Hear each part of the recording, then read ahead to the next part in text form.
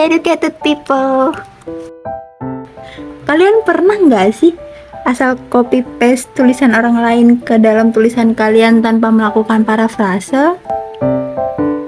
Ternyata itu sangat nggak etis dan termasuk tindakan plagiarisme loh teman-teman. Nah, supaya tulisan kalian terhindar dari yang namanya plagiarisme, sini aku bakal kasih tahu etika penggunaan informasi yang baik dan benar. Simak videonya sampai habis ya. Pertama-tama, kita perlu kenalan dulu nih sama istilah plagiarisme.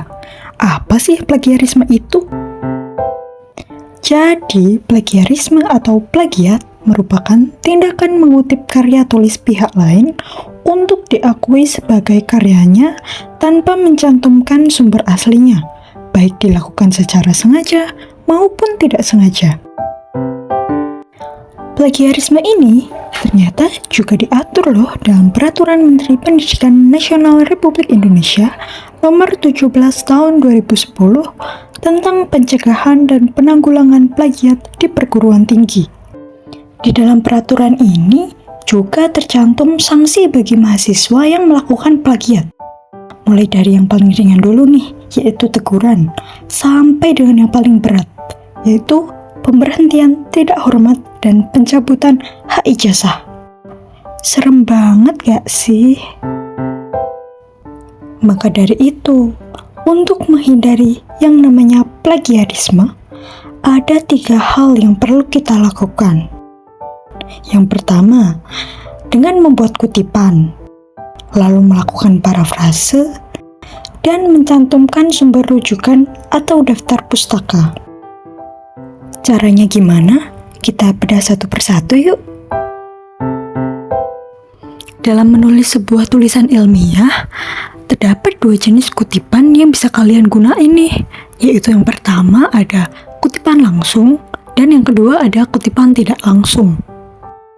Pada kutipan langsung, kita bisa tuh mengutip suatu bagian dari tulisan orang lain secara identik tanpa merubah susunan kata atau kalimatnya ke dalam tulisan kita.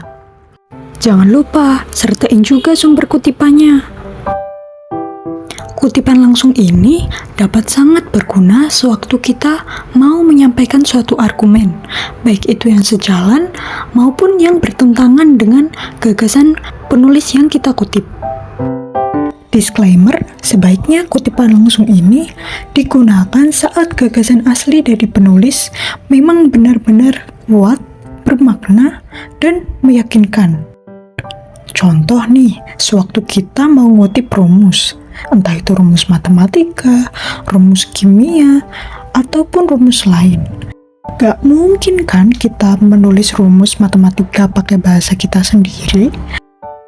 Disinilah kita bisa menggunakan jenis kutipan langsung ini. Nah, sekarang kita ke cara penulisannya, yaitu yang pertama, kutipan dibuat terpisah dari teks atau paragraf yang sudah kalian tulis dan dibuat menjorok ke dalam. Selanjutnya, kutipan tadi ditulis dengan diapit oleh tanda petik 2. Lalu, jarak baris antar kutipan adalah 1 spasi. Jangan lupa untuk menyertakan sumber di awal atau di akhir kutipan ya. Lanjut ke jenis kutipan yang kedua, yaitu kutipan tidak langsung atau yang populer disebut sebagai parafrase. Parafrase ini sepertinya sudah nggak asing lagi ya buat teman-teman juga para penulis. Favorit banget soalnya dipakai untuk meminimalisir plagiarisme. Parafrase dapat kita lakukan dengan mengutip suatu bagian dari tulisan penulis, lalu diambil inti gagasannya, kemudian dituangkan deh ke dalam tulisan kita dengan menggunakan bahasa atau kata-kata kita sendiri. Untuk cara penulisannya yaitu pertama, kutipan dapat langsung ditulis ke dalam teks atau paragraf yang kalian tulis sebelumnya. Lalu kutipan ini tidak perlu diapit dengan tanda petik 2. Selanjutnya, jarak antar baris kutipan dan jarak antar baris tulisan kita itu disamakan. Lalu, jangan lupa untuk menuliskan sumber kutipan, baik itu di awal maupun di akhir kutipan. Yuk, move ke cara menuliskan sumber rujukan. Jadi, sumber rujukan itu biasanya meliputi nama singkat pengarang dan tahun terbit, juga halaman yang dikutip jika diperlukan. Nah, jika nama pengarang tidak disebutkan, maka bisa diganti dengan nama lembaga, nama dokumen, atau nama surat kabar. Jika tidak ada nama pengarang atau lembaga yang menerbitkan, maka bisa diganti dengan judul tulisan yang dikutip dan ditulis secara italik ya. Tapi kalau tidak ada nama pengarang, lembaga yang menerbitkan, dan juga judul tulisan, maka bisa menggunakan anon atau anonim. Jika tidak ada tahun terbit, maka dituliskan ND atau TT. Nah, kalau kalian mengutip informasi dari seseorang melalui orang lain, atau yang biasa disebut dengan kutipan dalam kutipan, maka cara penulisan sumber rujukannya yaitu dituliskan nama penulis yang kalian kutip, kemudian ditambah tulisan dalam penulis asli.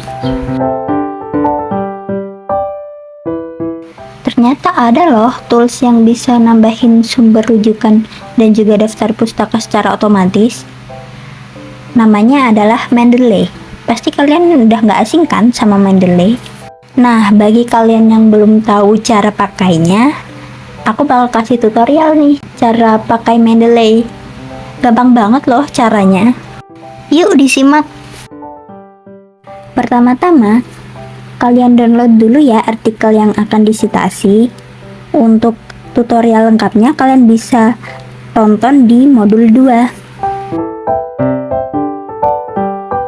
Habis itu, langsung aja buka aplikasi Mendeley. Terus klik Add New di pojok kiri atas, lalu klik Files from Computer. Lalu pilih aja deh artikel yang akan kalian citasi. Setelah terupload, akan tercantum nama penulis, tahun, judul, sumber, tanggal upload, dan juga abstrak.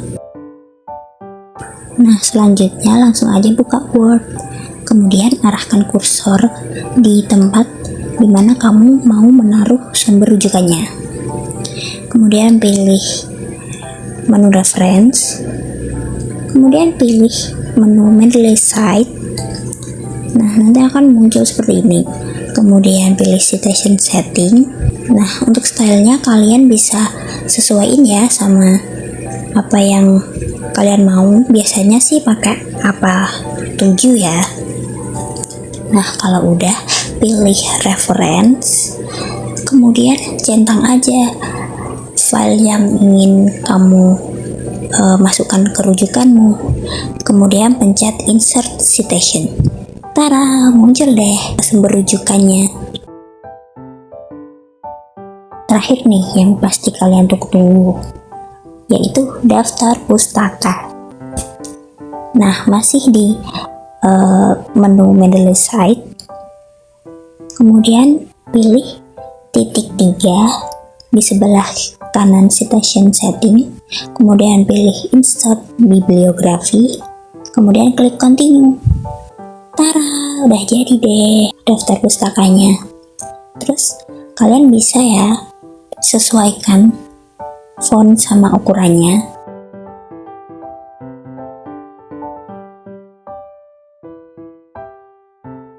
Gampang banget gak sih? Gimana nih educate people? Setelah lihat video ini kalian pasti langsung ngerti kan caranya nulis kutipan yang baik dan benar sama nambahin daftar pustaka? Kuilah praktekin di setiap kalian nulis karya ilmiah sebagai bentuk penghargaan kita kepada penulis yang karyanya kita kutip.